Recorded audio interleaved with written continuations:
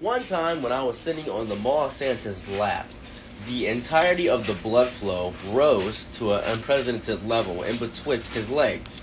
And I wasn't prepared for that. So I was about, 10 years old. I still freshly believed in Santa. I was like, oh boy, Blitzen and Jetson and Dasher and Rudolph. I'm so excited about Christmas. I was super excited. I wanted a PSP.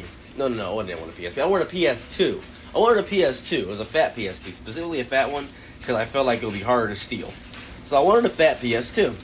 And I go to the mall, and my dad says, go ahead and ask Santa for what you want. And I'm like, for sure. What, man? Santa and me, I wrote him letters. We good. We straight. We in the business. So I'm waiting in line, jumping for joy, super excited, ready for Santa to grant my gift. I was so excited about this. So I go sit on Santa's lap.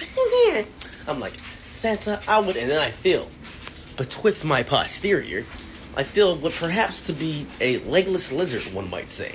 Something of unknown proportions. Perhaps it was a flashlight, a banana, or was he happy to see me? Something of that variety. I was so confused. I was like, and he said, what would you like for Christmas? Ho, ho, ho. I'm like, whoa, brother.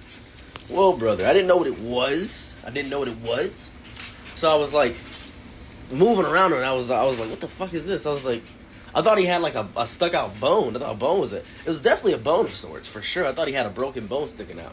And I told him I wanted a PS2, and he gave me a really uncomfortable hug, and then proceeded to say, remember, if you're a good boy all year, you'll get your gifts. And I said, for sure. 4 days later, I just randomly thought about it after it happened, and I said, wait a minute.